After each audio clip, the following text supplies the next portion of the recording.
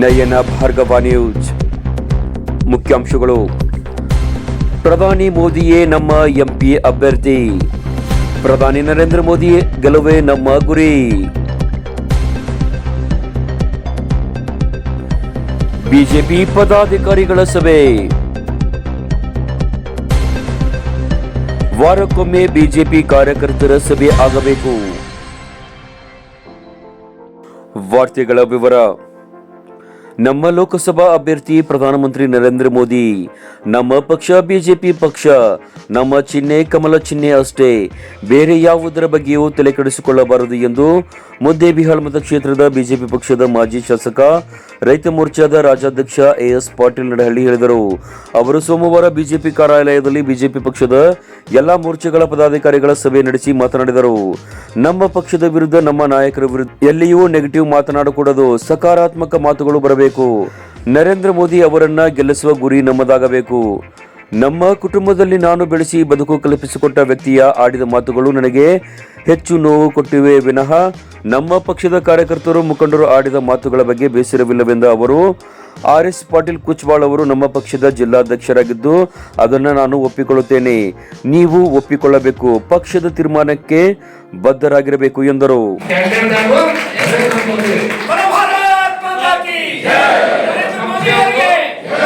ನಮ್ಮ ಪಕ್ಷ ಬಿಜೆಪಿ ಪಕ್ಷ, ನಮ್ಮ ಚಿಹ್ನೆ ಕಮಲ ಅಷ್ಟೇ. ಉಳಿದು ತಲೆ ಕೆಡಿಸ್ಕೊಳ್ಳಂಗಿಲ್ಲ. ಉಳಿದು ಯಾವ್ದಾರ ಕಾರ್ಯಕರ್ತ ತಲೆ ಕೆಡಿಸ್ಕೊಂಡಂದ್ರೆ ಅವ್ನು ನಾನಂತೂ ಕಾರ್ಯಕರ್ತ ಯಾರಿಗಾರ ಅವ್ರಿಗೆ ಬ್ಯಾಟ್ರಿ ಇಂಥವ್ರಿಗೆ ಟಿಕೆಟ್ ಕೊಡ್ಬೇಕಂತ ಇದ್ದ. ಮೋದಿ ಆ್ಯಪ್ ಆನ್ ಮಾಡ್ತಾರೆ ಎಲ್ಲರೂ. ಮೋದಿ ಆ್ಯಪ್ ತಗೊಂಡು ನಮೋ ಆ್ಯಪ್ ಇದೆ. ನಮೋ ಆ್ಯಪಲ್ಲಿ ಒಂದು ಆಪ್ಷನ್ ಕೊಟ್ರ ನಮಗೆ ಕ್ಯಾಂಡಿಡೇಟ್ ಕಾರ್ಡ್ ಬ್ಯಾಡ್ ಅಂತ ಹೊತ್ತಾಕ ನಿಮ್ಮ ಕೈ ಬಟನ್ ಓದ್ತಾರೆ ಅಂತ ಅದನ್ನು ಮೋದಿಯವ್ರಿಗೆ ನೋಡ್ಬೇಕು. ನೀನು ಏನು ಹೇಳ್ಬೇಕಾಗೈತಿ, ಯಾರು ಹೇಳ್ಬೇಕಂತ ಅಲ್ಲಿ ಹೇಳ. ಕಟ್ಟಿ ಮೇಲೆ ಕುತ್ಕೊಂಡು ನಾವು ಕಾಂಗ್ರೆಸ್ ಕೂತಿರ್ತಾನ ನಮ್ಮ MP ನಮ್ಮ ತಾಲೂಕಿನ ಇವತ್ತು RS ಪಾಟೀಲ್ ಮತ್ತೆ ರಾಜ್ಯಾಧ್ಯಕ್ಷ ಜಿಲ್ಲಾಧ್ಯಕ್ಷರನ್ನಾಗಿ ಏನು ಮಾಡಿದ್ದಾರೆ ಅದನ್ನ ನಾವು ನೀವು ಕೂಡ ಒಪ್ಪಿಕೊಳ್ಬೇಕು. ನಾನು ಒಪ್ಪಿಕೊಳ್ತೇನೆ, ನೀವು ಒಪ್ಪಿಕೊಳ್ಬೇಕು. ಮತ್ತು ಪಕ್ಷದ ಆದೇಶಗಳನ್ನು ಪಾಲನೆ ಮಾಡಬೇಕು. ನಾನೇ ಇದ್ರೆ ನೀವೇ ಅದನ್ನ ಗಮನದಲ್ಲಿ ಇಟ್ಕೊಳ್ಳಿದೆಯಪ್ಪ ಅಂದ್ರೆ 5 ವರ್ಷ ನನಗೆ ಭಾರತೀಯ ಜನತಾ ಪಕ್ಷ ನನಗಿಲ್ಲಿ ಅವಕಾಶ ಕೊಟ್ಟಾಗ ನನ್ನ ಆತ್ಮಸಾಕ್ಷಿ ನಾನು ನಡ್ಕೊಂಡಿದ್ದನ್ನು ಮಾತ್ರ ನಾನು ಸಮರ್ಥನವಾಗಿ ಹೇಳಬಲ್ಲೆ. ತಲೆ ತಗ್ಸಲ್ಲ, ತಲೆ ಎತ್ತಿ ಹೇಳ್ತೇನೆ. ಯಾವುದೇ ಕಾರ್ಯಕರ್ತ ಬರಲಿ ಅವ್ರು ನಾನು ಯಾರಿಗೂ ಕಡೆಗಣಿಸ್ತಕ್ಕಂಥ ಕೆಲಸ ಮಾಡಿಲ್ಲ, ಮುಂದೇನು ಮಾಡಲ್ಲ. ಇದನ್ನ ನಾನು ಬಹಳ ಸ್ಪಷ್ಟವಾಗಿ ಹೇಳ್ತೀನಿ. ಆದ್ರೆ ರಾಜಕಾರಣದಲ್ಲಿ ನಿನ್ನೆ ಮಾತಾಡೋದ್ನಾಗ ಒಂದು ಮಾತು ಹೇಳಿದ್ನ. ಏನ್ ಹೇಳಿದಂದ್ರೆ, ರಾಜಕಾರಣದಿಂದ ನಿಮ್ಮ ವೈಯಕ್ತಿಕ ಹಿತಾಸಕ್ತಿಗಳನ್ನ ಈಡೇರಿಸಿಕೊಳ್ಳೋದಕ್ಕೆ ಯಾರಾದರೂ ಅಕಸ್ಮಾತ್ ರಾಜಕಾರಣಕ್ಕೆ ಬಂದಿದ್ರೆ ನಮ್ಮಂತ ಮೂರ್ಖರು ಯಾರು ಅಲ್ಲ. ನೀವು ನನ್ನ ಹತ್ರ ಬಂದು ಏನ್ ಕೇಳ್ಬೇಕಂದ್ರೆ, ನಮ್ಗೊಂದು ಪಕ್ಷ ಕಟ್ಟಕ್ ಕೆಲಸ ಮಾಡೋ ಪಕ್ಷಕ್ಕೆ ಕೆಲಸ ಕೊಡ್ರಿ, ಪಕ್ಷಕ್ಕೆ ಅವಕಾಶ ಮಾಡಿಕೊಡ್ರಿ. ಅವಾಗ ಪಕ್ಷ ಏನ್ ಕೊಡ್ತದಪ್ಪ ಅಂದ್ರೆ, ಯಾರು ನೀವು ನಿಷ್ಠೆಯಿಂದ ಪಕ್ಷಕ್ಕೆ ಉಳಿದಿರ್ತೀರಿ ಅವ್ರಿಗೆ ಪಕ್ಷ ನಿಮ್ಗೆ ಸ್ಥಾನಮಾನ ಕೊಟ್ಟೆ. ಯಾರೇ ಆಗಿರ್ಲಿ ಅವ್ರು ಇವ್ರಂತಲ್ಲ. ನಾನು ನಿಮ್ಮನ್ನು ಯಾರನ್ನೂ ಕಾರ್ಯಕರ್ತರು ದೂಷಣೆ ಮಾಡಲ್ಲ, ಮುಖಂಡರು ದೂಷಣೆ ಮಾಡಲ್ಲ. ನೀವೇನ್ ಮಾಡಿದ್ರೆ ಯಾರಾದ್ರೂ ನನಗೆ ವಿರೋಧ ಮಾಡೋದು ಅದು ಯಾವುದೂ ನನಗೆ ನೋವಾಗಿಲ್ಲ. ನನ್ನ ಕುಟುಂಬದಲ್ಲಿ ನಾನು ಅನ್ನ ಹಾಕಿ ಬೆಳೆಸಿ ಇಡೀ ಜೀವನ ಕಟ್ಟಿಕೊಟ್ಟಂತ ವ್ಯಕ್ತಿನೇ ನನಗೆ ಆಡದೇ ಇರ್ತಕ್ಕಂಥ ಅನೇಕ ಮಾತುಗಳನ್ನು ಆಡಿದ್ದೇನೆ. ಅದು ನನಗೆ ನೋವಾಗಿದೆ ಅಂತ ಬಿಟ್ರೆ ನಮ್ದು ಯಾರೋ ಕಾರ್ಯಕರ್ತರು ವಿರೋಧ ಮಾಡ್ಯಾರಂತ ನಾನು ಎಂದೂ ನೋವು ಮಾಡ್ಕೊಂಡಿಲ್ಲ. ನಾನು ಅದು 10 ಸಲ ಹೇಳಿದ್ದೆ. ನಿಮ್ಮ ಬಾಯಿಂದ ಯಾವುದೇ ಸಂದರ್ಭದಲ್ಲಿ ಪಕ್ಷದ ವಿರುದ್ಧ ಆಗ್ಲಿ, ನಮ್ಮ ನಾಯಕರುಗಳ ವಿರುದ್ಧ ಆಗ್ಲಿ, ಅಥವಾ ನಮ್ಮ ಪಕ್ಷದ ಪದಾಧಿಕಾರಿಗಳ ವಿರುದ್ಧ ಆಗ್ಲಿ ಒಟ್ಟ ನಿಮ್ಮ ಬಾಯಿಂದ ಒಂದು ಶಬ್ದ ಹೊರಗೆ ಬರ್ಬಾರ್ದು. ಒಟ್ಟ ಬರ್ಬಾರ್ದು. ಏನಿದ್ರು ಪಾಸಿಟಿವ್ ಆಗಿ ಬರ್ಬೇಕದು, ನೆಗೆಟಿವ್ ಯಾವತ್ತೂ ಬರ್ಬಾರ್ದು. ಯಾವತ್ತಾದ್ರೂ ನಮ್ಮ ರಾಜ್ಯಾಧ್ಯಕ್ಷರು ರಿಯಾಕ್ಟ್ ಮಾಡಿದ್ ನೋಡ್ರಿ ಯಾರಾದ್ರು ಇಲ್ಲ. ಅದಕ್ಕೆ ಒಟ್ಟ ನೀವು ಏನು ಮಾತಾಡೋದು, ಏನ್ ಮಾತಾಡಿದ್ರು ಪಾಸಿಟಿವ್ ಮಾತಾಡೋದು. ಒಟ್ಟ ನೆಗೆಟಿವ್ ಯಾವ ಶಬ್ದ ನಿಮ್ಮ ಬಾಯಿಂದ ಒಂದು ಶಬ್ದ ಬರಕೂಡದು. ಪ್ರಧಾನಮಂತ್ರಿ ಮೋದಿಯವರ ಬಗ್ಗೆ ಕಾಂಗ್ರೆಸ್ ಪಕ್ಷ ಅಪಪ್ರಚಾರದಲ್ಲಿ ತೊಡಗಿದೆ.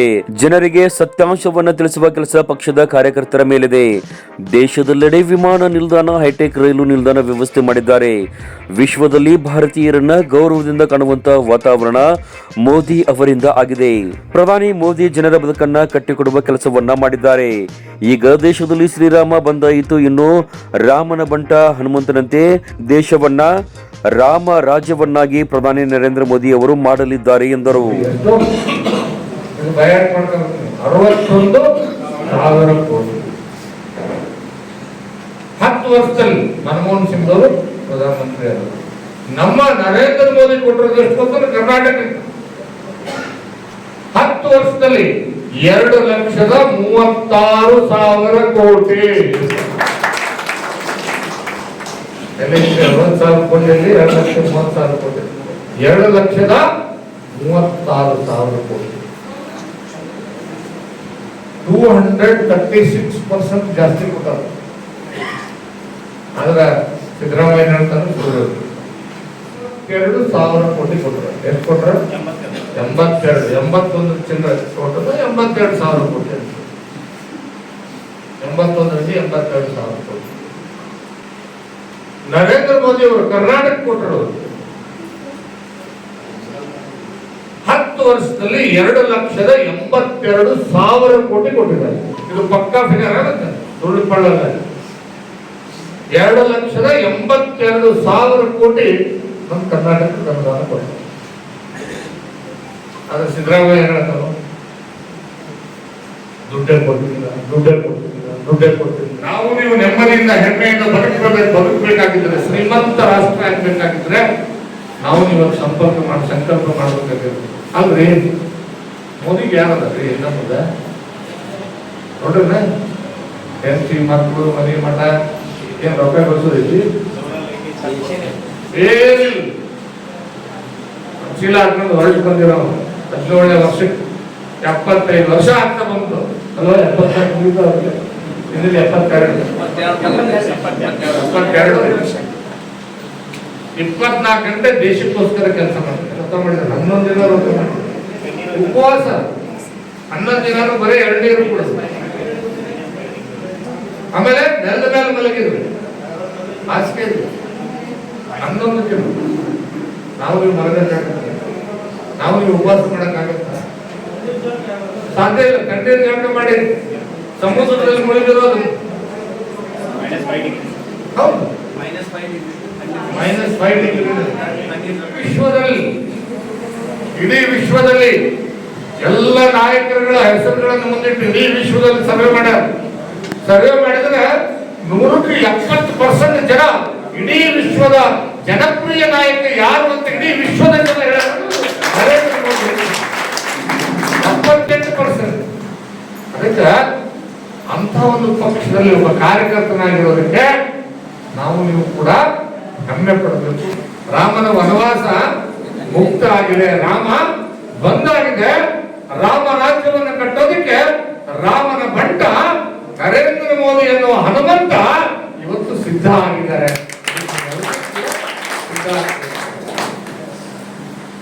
ರಾಮನ ಬಂಟ ಹನುಮಂತ ಗಟ್ಟಿಯಾಗಿ ದೇಶ ಕಟ್ಟಲು ಸಿದ್ಧರಾಗಿದೆ. ನಾವು ನೀವು ಅವ್ರ ಜೊತೆಗೆ ಕೈ ಜೋಡಿಸುವಂತ ಕೆಲಸ ಆಗ್ಬೇಕು ಅಂತಕ್ಕಂಥ. ಮತಕ್ಷೇತ್ರದ ಪ್ರತಿ ಗ್ರಾಮ ಮಟ್ಟದಲ್ಲಿ, ಪಂಚಾಯಿತಿ ಮಟ್ಟದಲ್ಲಿ ತಿಂಗಳಿಗೆ ಅಥವಾ ವಾರಕ್ಕೊಮ್ಮೆ ಪಕ್ಷದ ಬೈಠಕ್ ಸಭೆಗಳನ್ನ ದೇವಸ್ಥಾನಗಳಲ್ಲಿ ಮಾಡಬೇಕು. ಅಲ್ಲಿ ಗ್ರಾಮಸ್ಥರನ್ನ ಸೇರಿಸಿ ದೇವಾಲಯ ಸ್ವಚ್ಛಗೊಳಿಸಬೇಕು. ಆ ಸಭೆಯಲ್ಲಿ ಪಕ್ಷದ ಹಿರಿಯರನ್ನ ಗೌರವಿಸಬೇಕು.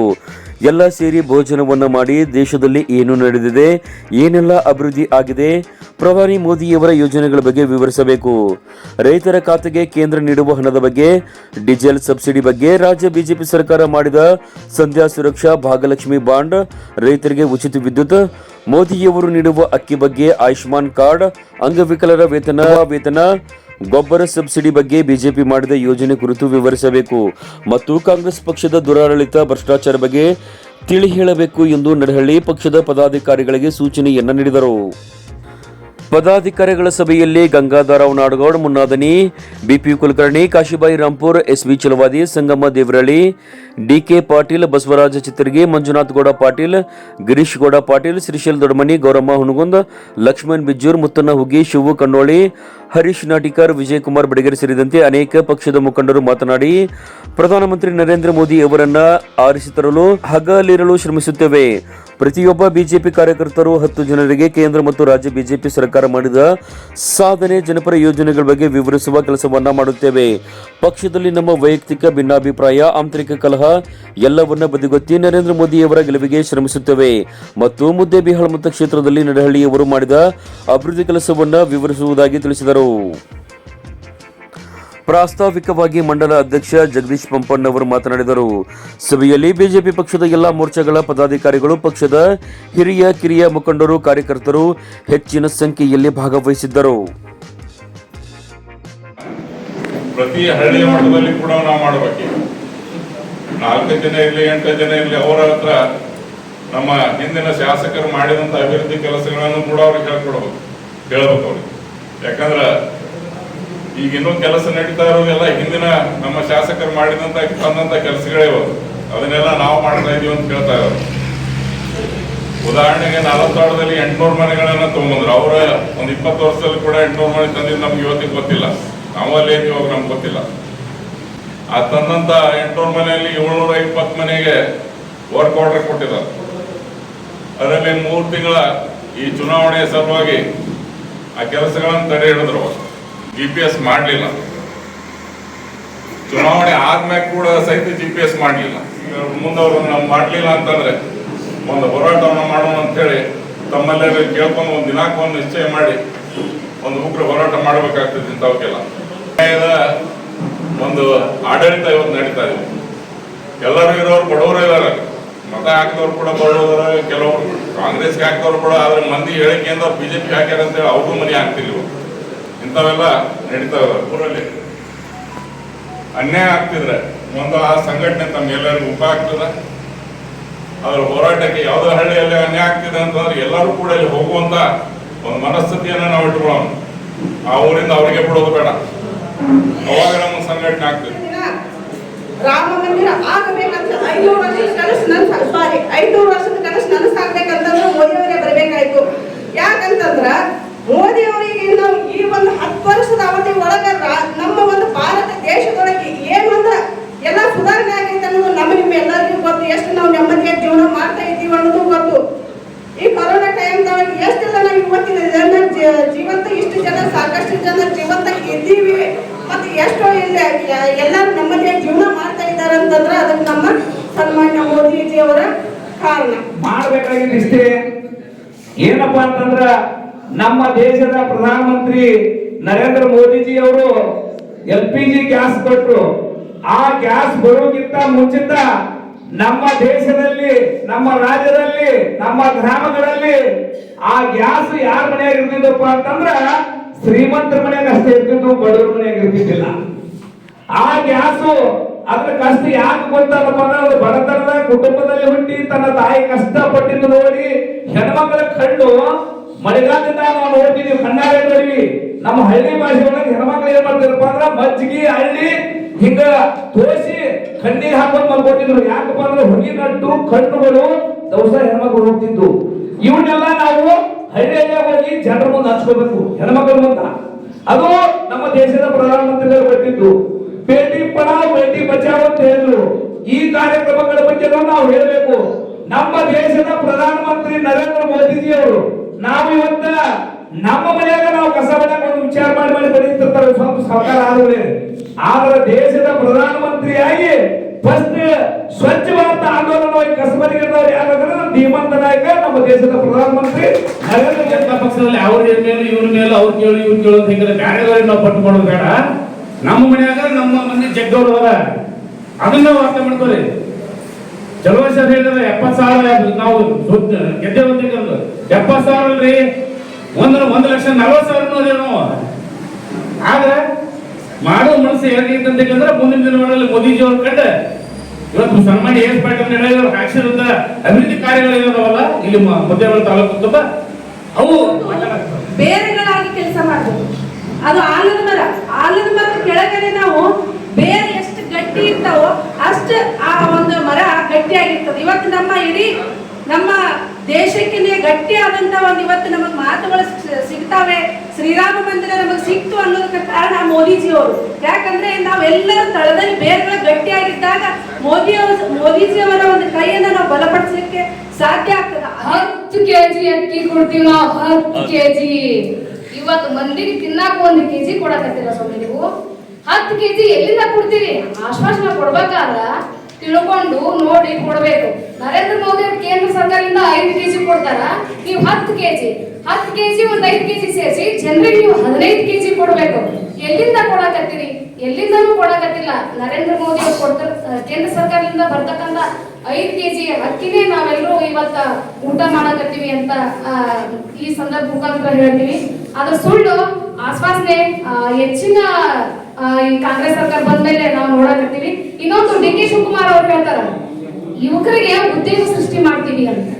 ಬಾರಿಗೆ ಸೃಷ್ಟಿ ಮಾಡ್ತಾರೇನ್ರಿ? ಹಳ್ಳಿ ಒಳಗ ಬಂದ ತಕ್ಷಣ 1-2 ತಿಂಗಳದಾಗ ನಾವು ಮೀಡಿಯಾದಾಗ ನೋಡಿದ್ವಿ, ಹಳ್ಳಿ ಒಂದು ಬಾರ್ ಓಪನ್ ಮಾಡ್ಬೇಕು ಅಂತ ಮಾಡಿವಿ. ಯುವಕರಿಗೆ ಬಾರ್ ಹಾಕಿ ಗುಡಿಯಾಗ ಹಚ್ಕೊಡ್ತಾರೇನ್ರಿ? ಉದ್ಯೋಗ ಇಲ್ಲ ಅಂದ್ರೆ ಉದ್ಯೋಗ ಸೃಷ್ಟಿ ಮಾಡಿ ಕೇಂದ್ರ ಇದು ರಾಜ್ಯ ಸರ್ಕಾರದಿಂದ ಉದ್ಯೋಗ ಸೃಷ್ಟಿ ಮಾಡಿ ಉದ್ಯೋಗ ಮಾಡ್ತಾರೆ. ಬಾರ್ ಕೊಟ್ಟು ಅವ್ರನ್ನ ಗುಡಿಯಾಗ ಹಚ್ಚಿ ಅವ್ರ ಹಾಳು ಮಾಡಿ ನಿಮ್ಮ ಓಟ್ ಹಾಕಿ ತಪ್ಪಿಗೆ ಅವ್ರ ಮನ್ಯಾಗ ಹೆಂಗ್ ಕೊಳ್ಳನ್ ತಾಳಿ ತೆಗೆದಿಟ್ಟು ಆಟಾಡೋ ಪರಿಸ್ಥಿತಿ ಬಂದದ. ಯಾಕಂದ್ರೆ ನೀವು